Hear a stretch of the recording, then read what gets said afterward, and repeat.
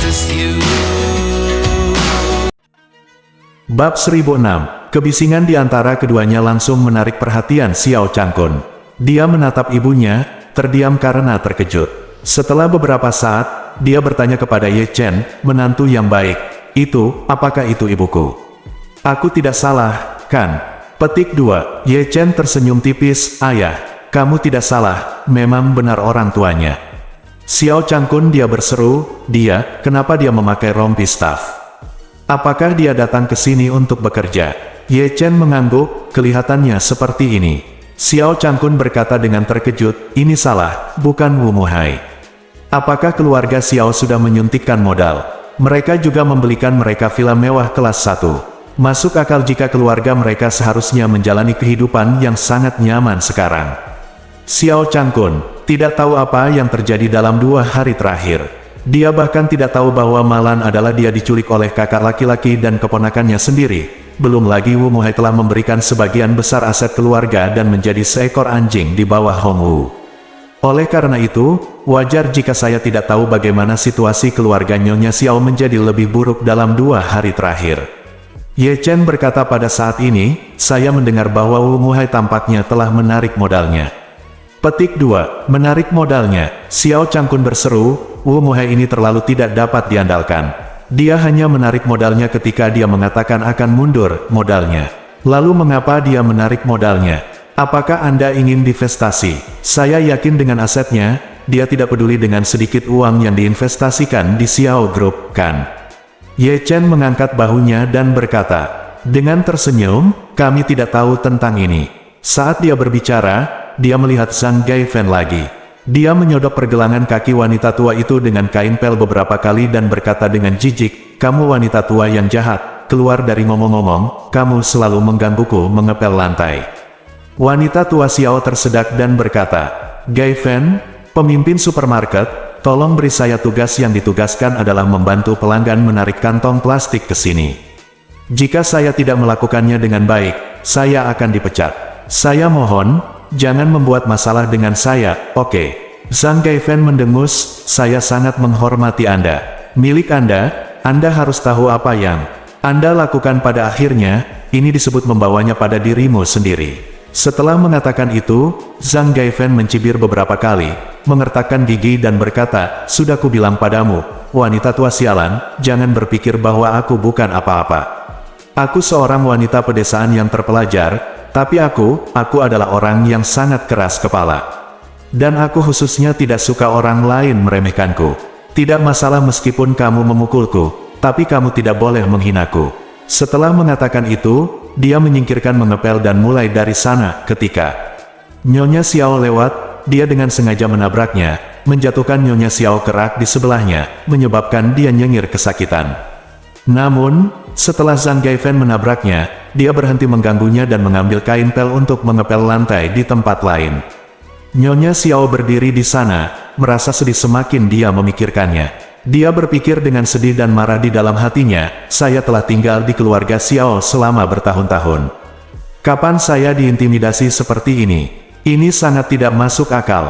Yang lebih tidak dapat diterima lagi adalah saya sekarang sudah sangat tua sehingga saya masih ingin keluar, melakukan pekerjaan sementara seperti ini tanpa martabat. Selama bertahun-tahun di keluarga Xiao, saya bahkan belum pernah mencuci cangkir teh sendiri. Sekarang, saya harus menarik kantong plastik untuk berbagai pelanggan di supermarket untuk menghemat uang. Tetapi jika saya tidak melakukannya, pilihan lain apa yang bisa saya miliki? Petik 2, jika saya tidak melakukannya, saya bahkan tidak akan memiliki kesempatan untuk mengisi perut saya. Petik 2, saya bekerja paruh waktu di sini, dan saya akan dibayar setidaknya 100 yuan sehari, saya masih bisa mengatur makanan di siang hari. Petik 2, jika saya tidak melakukannya, baik Yan Hongyan maupun Zhang Gaifen akan bisa memberiku makan. Petik 2, bukankah mungkin mati kelaparan saat itu? Memikirkan hal ini, Nyonya Xiao merasa sangat bersalah dan berdiri sendirian di dekat rak sambil terisak-isak. Melihat ini, Xiao Changkun merasa sedikit tak tertahankan dan berkata kepada Ye Chen, menurutku nenekmu sungguh menyedihkan. Dia pasti tidak akan datang bekerja di tempat seperti ini kecuali dia harus. Tanya Ye Chen dia, ayah, apakah kamu punya rencana? Ye Chen tidak tahu apa yang dirasakan Xiao Changkun saat ini, tetapi melihat bahwa dia tidak tahan, dia berpikir dia mungkin ingin membantu wanita tua itu. Kali ini, Xiao Changkun menghela nafas panjang dan berkata, melihat ibuku sendiri hidup seperti ini dan melakukan pekerjaan seperti itu dengan mataku sendiri, sebagai seorang anak laki-laki, pasti sangat menyakitkan bagiku, dan aku tidak bisa begitu saja duduk dan menonton. Pada titik ini, Xiao Changkun tiba-tiba mengganti topik pembicaraan, menutup matanya, dan berkata, tapi, aku tidak melihat apa-apa. Itu hanya ilusi. Setelah mengatakan itu, dia dengan cepat berbalik, dan berkata kepada Ye Chen, menantu yang baik, ayo pergi dulu. Belilah ikan, udang, daging, dan telur. Sedangkan untuk sayurannya, ayo kita beli di supermarket lain, bagaimana menurutmu? Bagaimana mungkin Ye Chen tidak tahu maksudnya, dan langsung berkata sambil tersenyum, iya ayah, pendapatku sama denganmu, makanan di supermarket ini memang kurang segar. Ayo kita ke pasar sayur untuk membelinya nanti. Pertama, ayo lihat apakah ada lobster dunsi yang lebih besar. Jika demikian, belilah beberapa dan bawa pulang. Xiao Changkun tersenyum dan menunjuk. Menunjuk ke Ye Chen, dia menghela nafas, kamu masih mengerti aku. Ayo beli lobster. Meskipun di Xiao dalam hati Changkun, dia memang menaruh simpati atas pengalaman ibunya. Namun, dia bukanlah orang bodoh. Dia sudah melihat dengan jelas wajah wanita tua itu selama bertahun-tahun. Ketika saya berani keluar sebagai sebuah keluarga, saya tidak punya belas kasihan sama sekali, dan tidak memedulikan hubungan darah. Ketika dia menipu putrinya Xiao Churan, dia sama kejamnya. Belakangan, ketika keluarga Xiao gagal, dia sengaja merencanakan dan melakukan banyak hal menjijikkan demi tinggal di villa mewah kelas 1 miliknya. Xiao Changkun sudah lama bosan melihat wajah-wajah ini. Oleh karena itu, ia juga berharap kenyataan dapat memberikan pelajaran yang mendalam kepada Nyonya Xiao. Sebelum Nyonya Xiao benar-benar bertobat, dia tidak bermaksud memberikan bantuan apapun kepada Nyonya Xiao. Wang dan menantunya membeli banyak barang, namun mereka tidak kembali ke kebun sayur untuk membeli. Setelah memuat gerobak yang penuh dengan berbagai bahan, mereka mendorong gerobak tersebut ke kasir untuk membayar. Di area kasir saat ini, terjadi antrian panjang di depan setiap loket kasir. Ye Chen dan Xiao Changkun mengantri lebih dari 20 menit sebelum akhirnya mencapai salah satu meja kasir. Melihat gilirannya untuk check out, Xiao Changkun buru-buru berjalan ke keranjang belanjaan dan berkata kepada Ye Chen, menantu yang baik, ambil barang di belakang dan pindai kode untuk kasir, sementara saya berkemas tas di depan. Ye Chen mengangguk. Xiao Changkun berjalan ke lorong kasir terlebih dahulu. Sebelum Ye Chen bisa mengambil barangnya, dia berkata kepada kasir, ini ada 4 kantong plastik. Minta yang terbesar. Kasir mengangguk dan berkata, tas besar harganya masing-masing 50 sen. Petik 2. Karena itu, dia menundukkan kepalanya dan mengeluarkan 4 kantong plastik besar dari laci di sebelahnya dan menyerahkannya kepada Xiao Changkun. Xiao Changkun mengambil kantong plastik itu, tanpa sadar mendongak, dan langsung berseru, oh, kakak ipar. Kenapa kamu ada di sini? Petik 2. Ah, itu kamu. Di depan meja kasir, Qian Hongyan, yang mengenakan rompi pegawai supermarket, memandang Xiao Changkun dan sama-sama terkejut dan tercengang. Dia tidak pernah membayangkan ketika dia dipaksa bekerja sebagai pekerja sementara sebagai kasir, dia akan bertemu Xiao Changkun. Lihatlah pemuda di sisi lain yang mengambil sesuatu dari keranjang belanjaan, bukankah itu menantu laki-laki keluarga Xiao yang tidak berguna, Ye Chen. Ketika Qian Hongyan melihat Ye Chen mengeluarkan kantong plastik tebal berisi beberapa lobster berkualitas tinggi, dia langsung berpikir dengan masam, saya lapar sepanjang hari dan malam, dan saya berdiri di sini dalam keadaan lapar sepanjang pagi, dan mereka belum menunggu makan siang dari supermarket, tapi untungnya mereka benar-benar membeli sekantong penuh lobster sebesar itu. Dua keluarga yang juga tinggal di mansion kelas 1, kok kesenjangan standar hidup begitu besar. Bab 1007, Ye Chen juga melihat Qian Hongyan saat ini. Melihat Qian Hongyan mengenakan rompi hijau di supermarket, Ye Chen tiba-tiba merasa sedikit lucu. Yang dia pikirkan adalah saat Qian Hongyan bekerja sebagai kuli di tambang batu bara hitam. Saya ingin tahu apakah Hei Mei Qian memberikan pakaian kerja kepada Qian Hongyan pada saat itu. Aku bahkan tidak tahu seperti apa penampilan Qian Hongyan saat mengenakan pakaian kerja tambang batu bara hitam. Qian Hongyan merasa sangat tidak nyaman saat ini. Dia benar-benar sangat membenci Ye Chen. Saat dia memasang jebakan untuk Malan, Ye Chen lah yang bergegas merusak perbuatan baiknya. Bukan itu saja, yang terburuk adalah Ye Chen menyumbangkan semua uangnya untuk amal dan kemudian mengirimnya ke tambang batu bara hitam.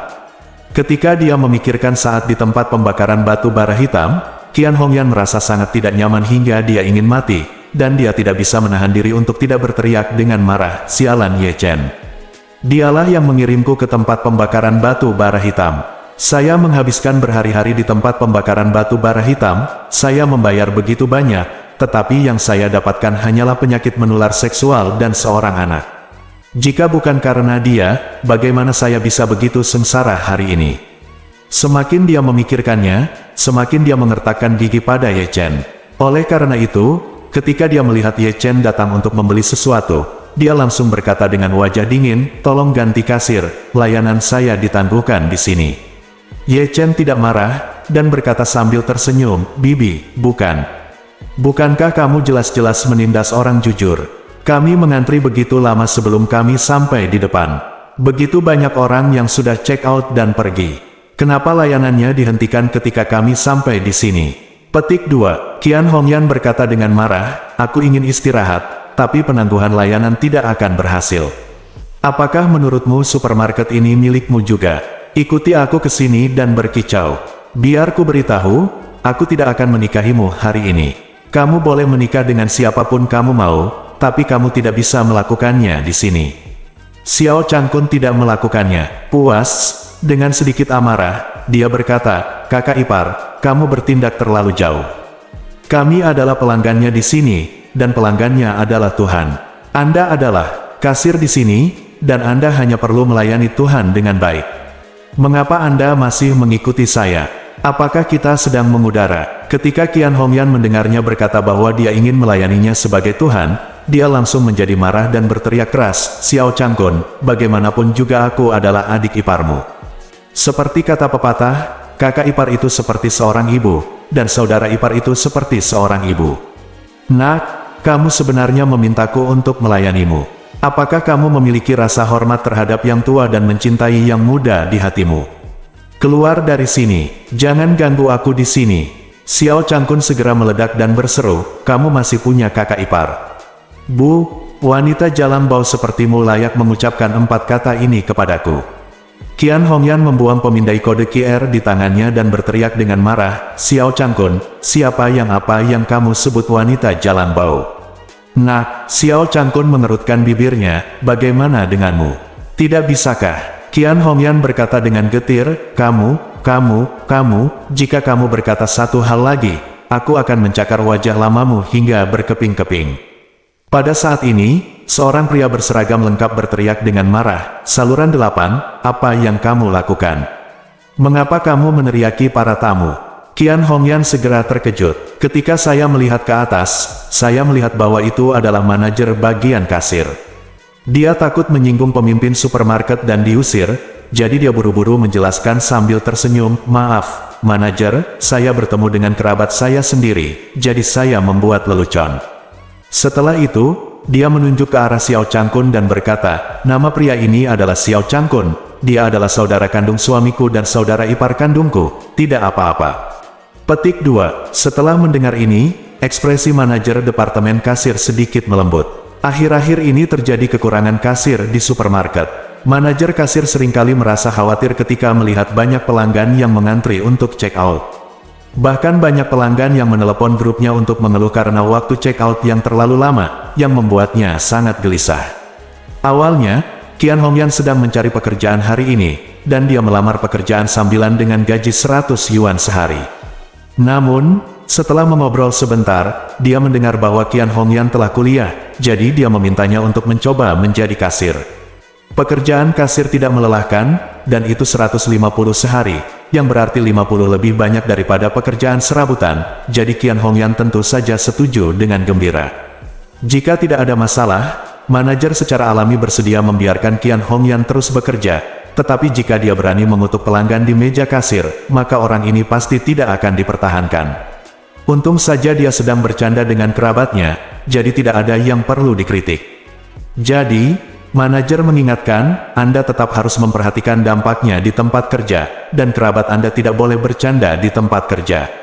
Apakah Anda mengerti? Petik 2. Qian Hongyan buru-buru mengangguk dan berkata dengan nada datar, "Jangan khawatir, tidak akan ada lagi lain kali." Manajer itu bersenandung, berbalik dan bersiap untuk pergi.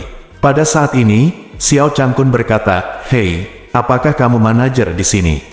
Manajer itu berbalik lagi, "Ya, benar." Xiao Changkun berkata dengan dingin, "Saya ingin mengeluh kepada Anda." Manajer itu bertanya dengan heran, "Anda mengeluh tentang saya? Mengapa?" Xiao Changkun menunjuk ke arah Qian Hongyan dan berkata dengan marah, "Karyawan Anda secara pribadi menyerang saya dan melecehkan saya secara verbal tanpa alasan, tetapi Anda tidak peduli. Ini jelas merupakan kelalaian tugas. Lakukan kamu biasanya. Apakah ini caramu memanjakan bawahanmu?" Manajer itu tampak bingung, "Bukankah kalian berdua punya hubungan keluarga?" Xiao Changkun memarahi, "Bah, siapa yang punya hubungan keluarga dengannya?" Manajer itu bahkan lebih bingung dan menunjuk ke arah Qian Hongyan. Dia berkata, "Ya." Xiao Changkun berkata dengan nada menghina, "Kamu percaya apa yang dia katakan? Sepertinya kamu benar-benar mengabaikan tugasmu. Aku juga mengatakan bahwa kalian berdua adalah saudara. Kalau tidak, bagaimana kamu bisa memanjakannya dan melindunginya seperti ini?" Jantung manajer itu berdetak kencang, bertanya dengan tergesa-gesa dan sopan, "Tuan, apakah Anda dan Qian Hongyan tidak ada hubungan keluarga?" Xiao Changkun mengangkat kepalanya dan berkata dengan dingin, "Tentu saja tidak. Saya tidak mengenalnya sama sekali. Saya dan menantu laki-laki saya datang untuk membeli barang, dan kami harus mengantri lama sekali. Antrian akhirnya sampai kepada kami, tetapi dia bersikeras mengatakan bahwa dia sedang istirahat dan meminta kami menunggu di antrian lain. Bukankah ini sengaja mempersulit? Dan dia baru saja bersikap kasar padaku. Kamu pasti sudah mendengarnya, kan?" Manajer itu tiba-tiba panik, dia segera menatap Qian Hongyan dan bertanya, "Apa yang sedang terjadi? Jika kamu tidak menjelaskannya dengan jelas kepadaku, kamu tidak perlu melakukannya." Qian Hongyan juga ketakutan. Saat dia melihat Xiao Changkun dan Ye Chen, dia merasakan kemarahan yang kuat di hatinya, jadi dia menamparkan wajah Xiao Changkun terlebih dahulu. Namun yang tidak dia duga adalah Xiao Changkun justru mengadu kepada bosnya. "Bukankah ini akan merusak pekerjaan Anda sendiri?" Memikirkan hal ini, dia segera memohon, "Changkun, tolong segera bicara dengan manajer. Kami adalah keluarga dan saya adalah saudara ipar perempuan Anda. Jika ada kesalahan yang saya lakukan, saya akan meminta maaf kepada Anda, tetapi jangan anggap remeh. Pekerjaanku hanyalah lelucon. Kakak iparku memohon padamu, bukan." Xiao Changkun memelototinya dan berkata kepada manajer, "Lihat orang ini, dia masih berbicara omong kosong di sini. Aku bahkan tidak mengenalnya." Dia membuka mulutnya, "Apakah itu kakak iparku, Suko, atau kakak iparku? Jika itu kamu, apakah kamu mampu menanggungnya?" Qian Hongyan buru-buru menjelaskan, "Manajer, jangan dengarkan omong kosongnya. Saya benar-benar saudara iparnya." Petik 2. Xiao Changkun memandang manajer itu, menepuk bahunya, dan bertanya tanpa ekspresi, "Jika saya mengatakannya sekarang, aku benar-benar ayahmu, apakah kamu percaya?"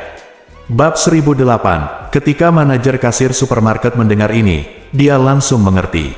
Ternyata Qian Hongyan ini tidak hanya berkonflik dengan pelanggan dan meneriaki pelanggan, tapi bahkan membuat masalah di depan pelanggan di depan saya. Itu benar-benar tidak masuk akal. Tidak masuk akal jika orang seperti itu ditinggalkan di sini untuk melakukan pekerjaan ini. Saya tidak tahu berapa banyak pelanggan yang akan saya sakiti, dan mungkin pada akhirnya saya akan terluka. Petik 2. Tidak, orang seperti ini harus segera keluar. Memikirkan hal ini, manajer kasir berkata dengan tajam tanpa ragu-ragu, "Qian Hongyan, kamu baik sekali. Aku memintamu bekerja sebagai pekerja sementara, tapi aku tidak menyangka sikapmu terhadap pelanggan akan begitu buruk. Dalam hal ini, aku tidak akan melakukannya. Sepertinya kamu tidak perlu bekerja lagi. Segera serahkan kunci kasir, lepaskan rompimu sekarang dan segera pergi." Qian Hongyan pingsan. Saya berpikir dalam hati, saya datang ke sini pagi-pagi sekali untuk mencari pekerjaan, dan saya bekerja keras sepanjang pagi. Petik 2. Sekarang hampir waktunya makan siang untuk rotasi shift, dan saya tidak sabar untuk pergi ke kantin karyawan untuk makanlah dengan keras. Saya sudah makan enak dan mengisi perut saya, tetapi saya tidak menyangka akan dipecat oleh manajer. Petik 2. Akibatnya, saya tidak hanya kehilangan makan siang saya, tetapi saya juga kehilangan gaji harian saya sebesar 150 yuan. Memikirkan hal ini, Qian Hongyan dia menangis dan memohon, "Manajer, saya mohon, manajer, tolong jangan pecat saya. Saya sedang menunggu pekerjaan ini untuk menghidupi keluarga saya." Saat dia mengatakan itu, Qian Hongyan buru-buru meraih lengan manajer dan tersedak, "Manajer, suami saya dan anak saya sama-sama lumpuh di tempat tidur di rumah. Mereka belum makan sejak kemarin. Mereka menunggu saya mendapatkan uang untuk pulang dan membeli beras untuk memasak. Saya mohon Anda menunjukkan belas kasihan dan mengampuni saya kali ini." "Baiklah, saya tidak berani melakukannya lagi." Manajer itu berkata dengan nada meremehkan, "Qian Hongyan, Anda sangat pandai mengarang cerita. Anda mengatakan pelanggannya adalah kakak iparmu, lalu berkata suamimu dan anakmu sama-sama lumpuh di rumah. Di tempat tidur, umur berapa ini? Bagaimana bisa ada keluarga yang begitu menyedihkan? Mengapa kamu bercanda di sini?" Qian Hongyan menangis dan berkata, "Manajer, saya benar-benar tidak menculik Anda, manajer." Petik 2. Setelah itu, dia menatap Xiao Changkun dan menangis, "Xiao Changkun, saya mohon Anda mengatakan yang sebenarnya kepada manajer dan meminta belas kasihan untuk saya. Kakakmu dan Hai Long sama-sama cacat sekarang. Aku harus mengandalkan gajiku untuk menghidupi mereka." "Ah," Xiao Changkun mengerutkan bibirnya, "kamu orang yang sangat menarik. Menarikkah selalu main-main di sini? Baru saja kamu mengatakan bahwa aku adalah saudara iparmu tanpa alasan, dan sekarang kamu telah mengatur saudara laki-laki untukku. Ini belum berakhir, bukan?" Manajer di sela-sela, dia dengan marah menegur dengan keras, "Qian Hongyan, jika kamu jangan keluar, aku akan meminta penjaga keamanan untuk mengusirmu." Melihat bahwa masalahnya tidak dapat diubah, Qian Hongyan memelototi Xiao Changkun dengan getir, dan kemudian berkata kepada manajer, "Dalam hal ini, bisakah Anda menyelesaikan masalahnya gaji untuk pagi hari? 150 sehari. Saya telah bekerja sepanjang pagi, jadi Anda harus memberi saya 80 atau 100 tidak peduli apa." Manajer segera memarahi, "Saya tahu Anda benar-benar orang yang tebal orang berkulit. Anda harus melakukan pekerjaan seperti itu, dan Anda masih berani meminta uang kepada saya. Keluar, keluar." Petik 2. Qian Hongyan berkata dengan marah, "Jika Anda tidak memberi saya uang, maka saya akan melakukannya, aku tidak akan pergi." Setelah mengatakan itu, dia mematikan komputer di meja kasir, lalu berdiri di sana dengan tangan disilangkan, seolah-olah jika kamu tidak memberiku uang, aku tidak akan pergi kemanapun dan akan menghabiskan semuanya denganmu. Pada saat ini, manajer langsung memanggil beberapa penjaga keamanan dan berseru, "Robek rompi orang ini dan usir dia." Tanpa mengucapkan sepatah kata pun, beberapa penjaga keamanan segera melangkah maju, mengangkat Qian Hongyan dan memaksanya untuk dia menyeretnya keluar dengan penuh semangat. Qian Hongyan putus asa dan berteriak, "Mengapa kamu menyeretku keluar? Mengapa kamu tidak memberiku gaji?" Namun, tidak peduli seberapa keras dia berteriak, tidak ada yang mengasihaninya, apalagi bersimpati padanya.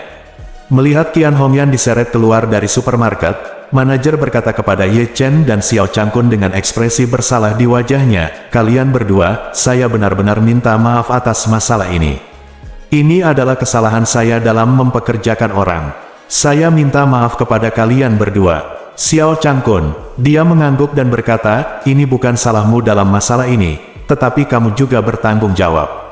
Ini disebut pekerjaan yang tidak pantas." Kemudian, Xiao Changkun menghela nafas dan berkata dengan emosi, "Ya, di analisis terakhir, masih visi Anda yang tidak bagus." "Itu bagus." Manajer itu mengangguk dengan canggung, "Kritik Anda benar, saya pasti akan meningkat pesat di masa depan." Xiao Changkun mengulurkan tangan dan menepuk bahunya, dengan nada seorang senior memberikan nasihat kepada seorang junior, dan berkata, "Latihan lebih banyak."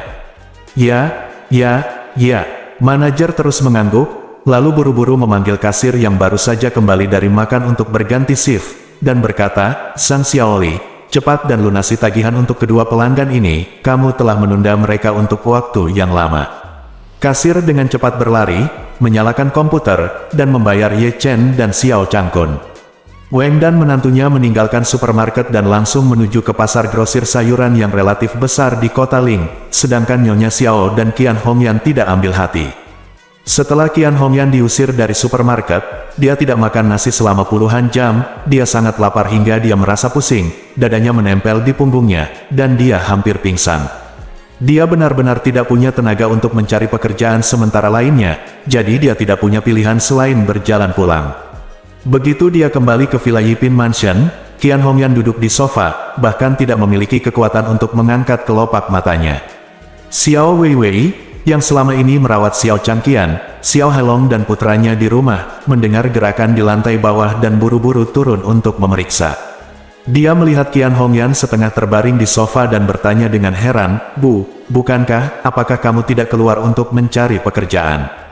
Kenapa kamu kembali? Petik 2 tanda tanya petik 2. Qian Hongyan mengutuk dan berkata, jangan sebutkan itu. Sialan, aku sangat marah. Xiao Weiwei dengan cepat bertanya, apa yang terjadi? Mata Qian Hongyan memerah, air mata keluar dari matanya, dan dia tersedak oleh isak tangis. Berkata, nenekmu dan aku pergi mencari pekerjaan, dan menemukan bahwa supermarket sedang merekrut sejumlah besar pekerja sementara, dan gaji dibayar setiap hari. Kami pergi untuk berkonsultasi. Nenekmu sudah tua, jadi mereka memintanya pergi ke bagian sayuran untuk berspesialisasi. Membantu pelanggan menarik kantong plastik, dan meminta saya menjadi kasir, tapi... Petik 2. Berbicara tentang ini, Qian Hongyan terisak secara emosional, siapa yang tahu apa hasilnya, Xiao Changkun dan Ye Chen akan ditikam ribuan kali. Kamu bajingan, kamu, merusak pekerjaanku. Ketika Xiao Weiwei mendengar ini, dia mengatupkan giginya dengan marah, mereka sudah keterlaluan. Bagaimana mereka bisa begitu menindas? Petik 2. Setelah itu, dia buru-buru bertanya lagi, apakah ibu datang dengan gaji setengah hari? Jika ibu datang, beri saya sedikit dulu. Aku akan membeli beberapa roti kukus, lalu pergi ke restoran kecil untuk menggoreng 2 hidangan dan membawanya kembali. Pada titik ini, Xiao Weiwei berkata, matanya memerah, dan dia terisak, ayah dan saudara laki-lakinya sangat lapar sehingga kami menangis di tempat tidur beberapa kali. Sungguh menyedihkan. Ketika Qian Hongyan mendengar ini, dia menangis, memukuli dadanya dan berkata, ini semua salah Xiao Changkun. Dasar bajingan, saya diusir oleh manajer dan bekerja sepanjang pagi di supermarket tanpa bayaran, bahkan tanpa membayarku sepeser pun. Bab 1009, Qian Hongyan tiba-tiba merasa bahwa kehidupan yang dia jalani sekarang lebih buruk daripada kehidupan yang dia jalani di tambang batu bara hitam. Sambil menangis, dia mengenang kehidupannya di tempat pembakaran batu bara hitam, dan tidak bisa menahan nafas dalam hatinya, meskipun lingkungan di tempat pembakaran batu bara hitam memang sedikit lebih buruk. Setidaknya setelah saya bergabung dengan supervisor, saya bisa makan yang cukup setiap hari. Bukan saja kamu tidak harus kelaparan, tapi kamu juga tidak perlu banyak bekerja setiap hari, dan kamu masih bisa berteriak dan minum di depan Helian dan keluarganya. Cukup keren kalau pikirkanlah. Petik 2. Dan supervisor itu, meskipun dia jelek, sedikit kotor, tapi kemampuannya di bidang itu memang sangat kuat. Pada level tertentu, itu juga memungkinkan aku mengalami perasaan yang belum pernah terjadi sebelumnya.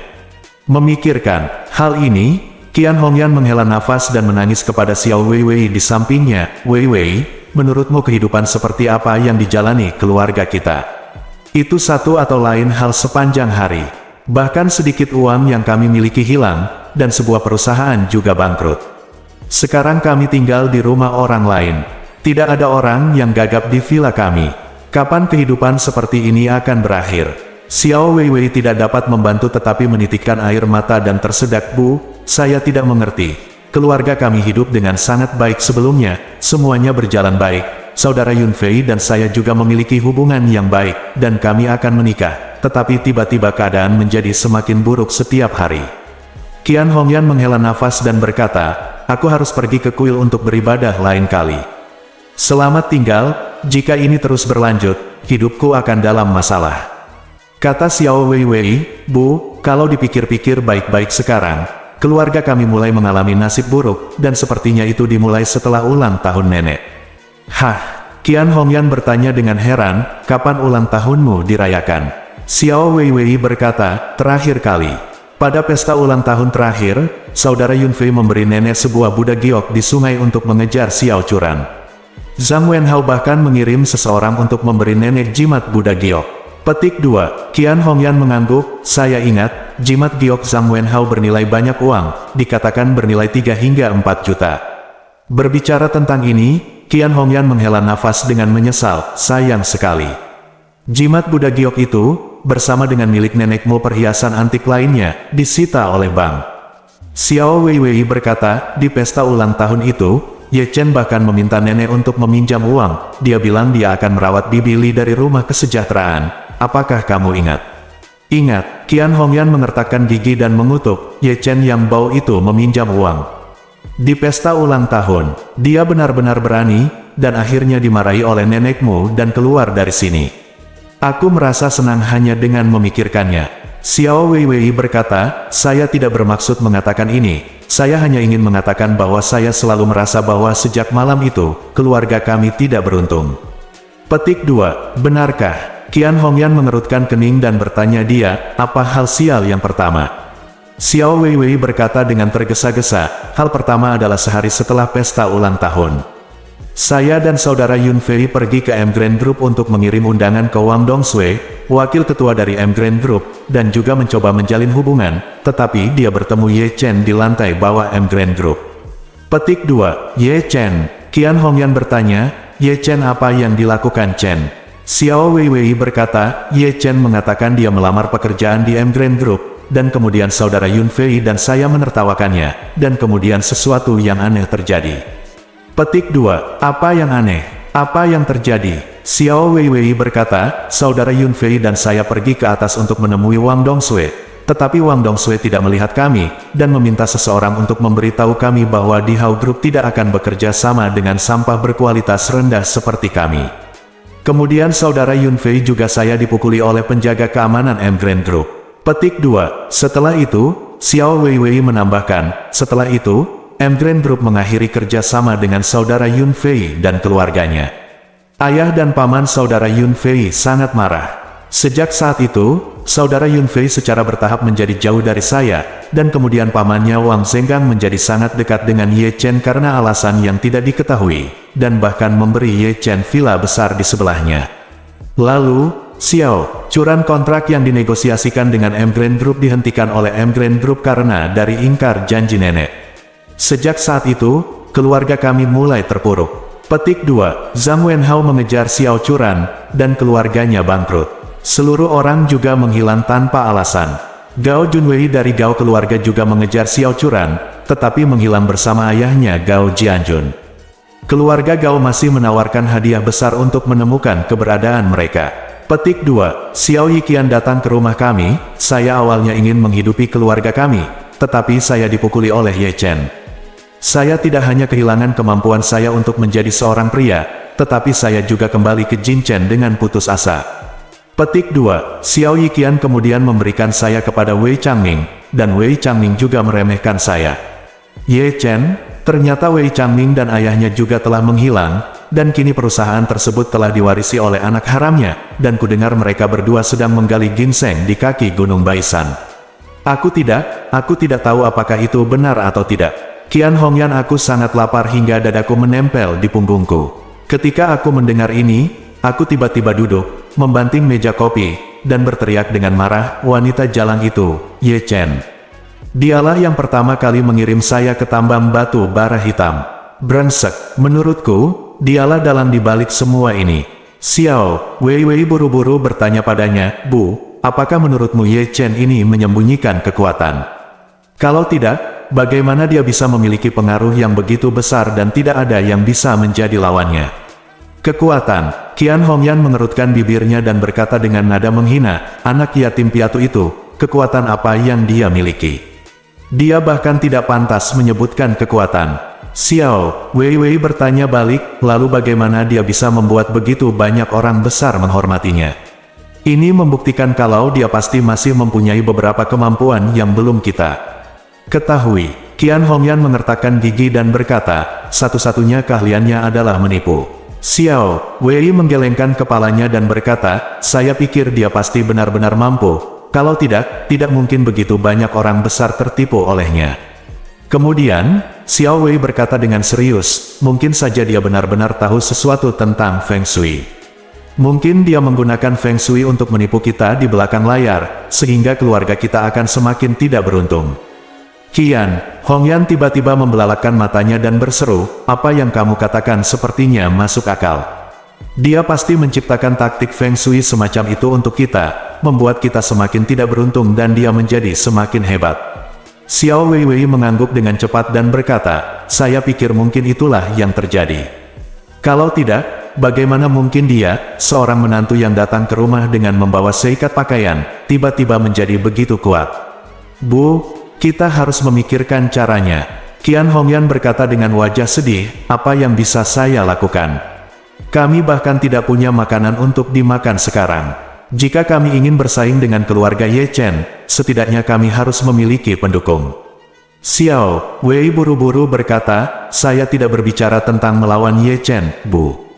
Kami belum pernah melawannya sebelumnya, dan itu bahkan lebih tidak mungkin sekarang. Setelah mengatakan itu, Xiao Wei berkata dengan tatapan sungguh-sungguh, Bu, Xiao Churan bagaimanapun juga, dia adalah sepupuku.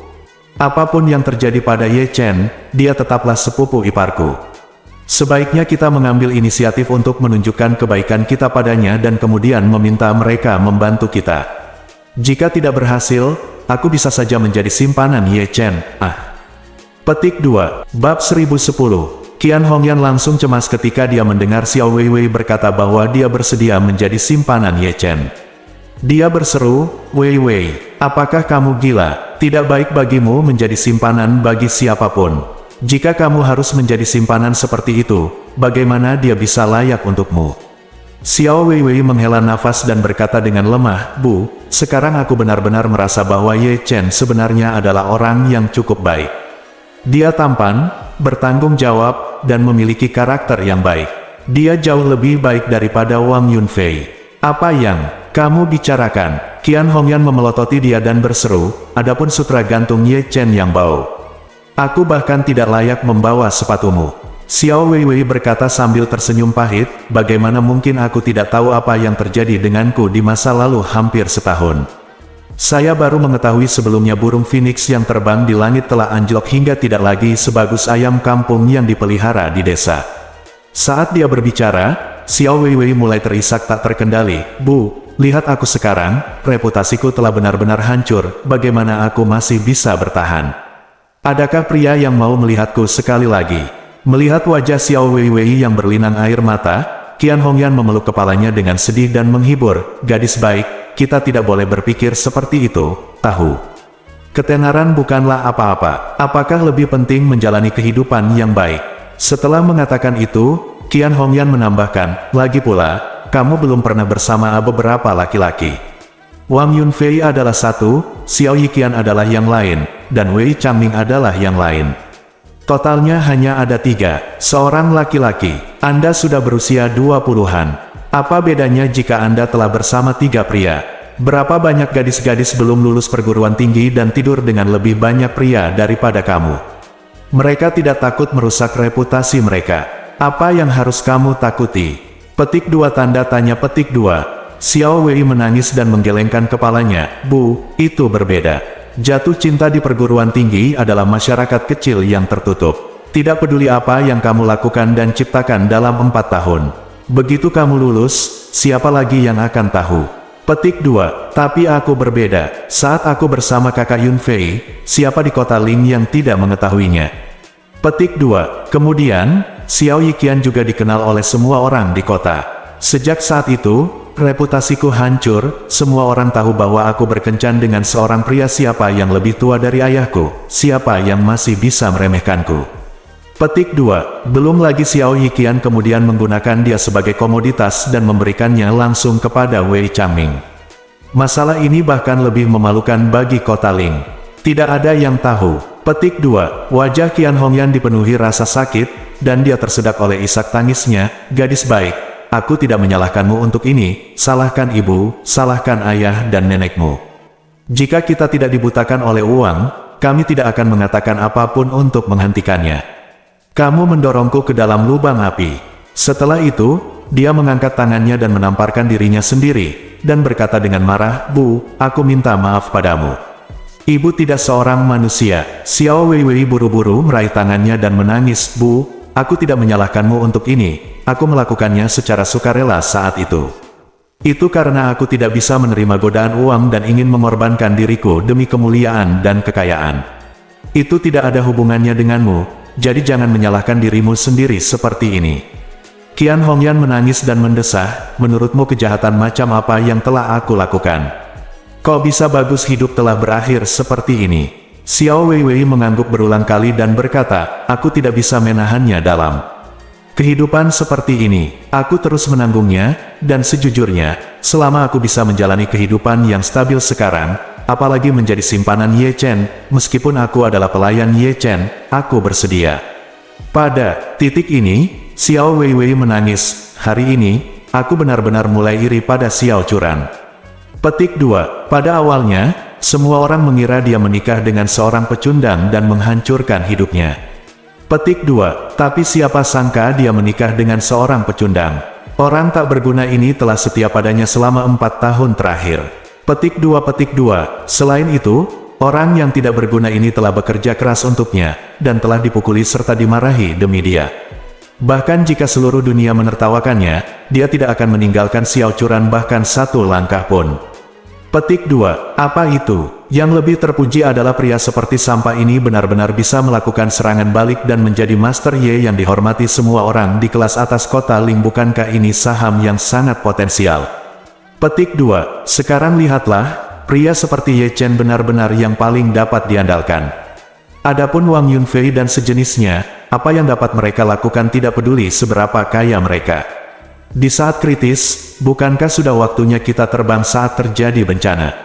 Qian Hongyan tertegun sejenak setelah mendengar kata-kata Xiao Weiwei, dan kemudian berkata dengan emosi, "Kamu benar. Xiao Churan, gadis ini, terlihat sangat bodoh, tapi dia benar-benar bijaksana dan bodoh." Petik 2. Yang lain berkeliaran, melihat ini, memikirkan tentang itu, memikirkan tentang itu dan memikirkan tentang ini, memilih di antara 10.000 orang, tetapi pada akhirnya mereka memilih banyak omong kosong. Petik 2. Tapi Xiao Churan ini, tidak ada perkelahian, jangan dipetik, jangan dipetik, lelaki tua itu mengatur kotoran yang bau untuknya, dan dia akan menikah dengan kotoran yang bau itu. Petik 2. Siapa yang mengira bahwa kotoran yang bau akan berubah menjadi emas suatu hari nanti? Xiao Weiwei mengangguk, dengan serius berkata, "Jika saya memiliki kesempatan, saya pasti akan lebih dekat dengan Ye Chen. Bahkan jika dia tidak meremehkan saya, alangkah baiknya jika memberi sedikit bantuan kepada keluarga kami." Di kali ini, tidak ada seorang pun di luar yang bisa dipercaya. Tidak sebaik Ye Chen. Qian Hongyan menghela nafas dan berkata, "Terserah kamu. Ibu baru saja bersemangat dan menjadi semakin lapar. Bantu aku kembali ke rumah dan berbaring sebentar. Saat nenekmu pulang kerja, kita bisa memakannya. Ayo makan. Nyonya Xiao tua menghabiskan sepanjang hari menarik kantong plastik dari pelanggan di supermarket. Gulungan besar kantong plastik di supermarket menghasilkan listrik statis yang gila ketika ditarik. Setelah ditarik selama sehari, rambut wanita tua itu terasa agak tersengat listrik. Namun, Nyonya Xiao sangat puas, karena dia mendapat makan siang gratis yang disediakan oleh kafetaria staf supermarket di siang hari. Ini adalah makanan terlezat yang pernah disantap Nyonya Xiao seumur hidupnya. Makanannya tidak ada apa-apanya. Yang spesial bukan hanya tidak terlalu enak, tapi juga tidak ada minyak atau airnya. Tapi Nyonya Xiao sudah lapar terlalu lama. Saat ini, memberinya semangkuk nasi putih setara dengan kelezatan yang dianugerahkan Tuhan. Jika dia datang lagi 1 atau 2 hidangan daging dan sayur akan membuat jiwamu begitu bahagia. Setelah makan dan minum yang cukup, yang lama wanita juga punya energi. Menarik kantong plastik tidak begitu membosankan. Sebaliknya, wanita tua itu juga lambat laun, saya merasa sedikit menikmatinya. Saya sibuk sampai jam 5 sore, yang seharusnya menjadi waktu yang tepat, waktunya pulang kerja. Mandor datang dan memberinya 100 yuan dan berkata kepadanya, "Nyonya tua, kamu melakukan pekerjaan dengan sangat baik hari ini. Saya akan melakukannya lagi besok. Ayo, besok adalah malam tahun baru, dan siang hari adalah saat kekurangan orang paling parah. Jika kamu datang besok, aku akan memberimu 200 sehari." Petik 2. Benar-benar, Nyonya Xiao sangat senang sehingga dia dengan hati-hati memasukkan 100 yuan ke dalam sakunya dan berkata dengan penuh semangat, saya akan kembali besok. Mandor mengangguk puas, baiklah, kalau begitu kamu bisa kembali dan istirahat dulu. Besok jam 9 pagi, Nyonya Xiao setuju dengan penuh semangat. Kemudian, dia tiba-tiba teringat sesuatu dan berkata, Mandor, jam berapa kafetaria kita buka di sore hari? Mandor berkata, makan malam akan disajikan pada pukul 6 sore. Nyonya Xiao buru-buru bertanya, kalau begitu, bolehkah saya pergi ke kafetaria untuk makan lagi? Mandor berkata dengan rasa malu, tetapi setiap karyawan diberikan 1 kupon makan dan bertanggung jawab untuk 1 kali makan sehari. Bukankah Anda sudah menerima kupon makan pada siang hari? Petik 2. Ketika Nyonya Xiao mendengar ini, dia mengangguk sedikit dengan kecewa, baiklah. Kalau begitu saya akan kembali besok. Melihat ekspresi kecewanya, Mandor tidak tahan untuk berkata, baiklah, Nyonya tua, Anda dapat bekerja shift lagi, bekerja sampai jam 7, saya akan melamar ke manajer dan memberi Anda kupon makan. Lalu Anda bisa pergi ke kafetaria untuk makan lalu pulang. Apakah menurut Anda tidak apa-apa? Ketika Nyonya Xiao mendengar ini, dia sangat bersemangat, sambil berpikir dalam hati, kalau kamu menarik kantong plastiknya 2 jam lagi, kamu bisa makan lagi. Tentu saja saya setuju. Petik 2. Jadi, dia berkata dengan penuh semangat, baik Mandor. Terima kasih Mandor. Bersambung.